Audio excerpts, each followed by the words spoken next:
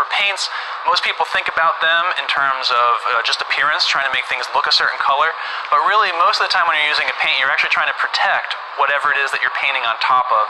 The problem that I was trying to solve was degradation. So we were actually approached by the Navy for this one. So this wasn't a project where I had this idea and I tried to sell it to 5 or 6 different people. So we were actually approached with the problem that a lot of the Navy ships were undergoing degradation because of the increase in temperature.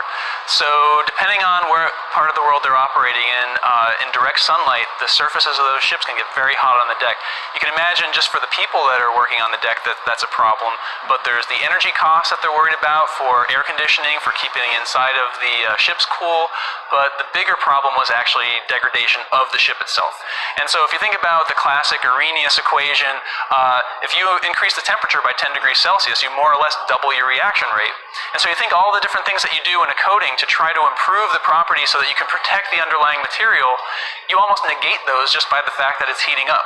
So if you can control the temperature and keep it closer to ambient, you might, let's say, decrease the rate of corrosion by a factor of 10 by including some sort of corrosion inhibitor, but by just keeping the temperature down, you can actually get even bigger gains by a factor of 16 or more just by eliminating that extra rise in temperature. So one of the things that I noticed is that for a lot of applications where people were doing similar things, you can actually see the properties when they're new, and then they also gave you the same properties after 3 years. And I can see there was a big discrepancy for a lot of these coatings, and a lot of times the amount of sun's energy that they were absorbing was doubling within 3 years. So all that energy that you put into trying to develop this coating to keep the temperature down was almost completely negated. You could have gotten a Home Depot cheap coating and done the same thing if you didn't worry about all the degradation. So we want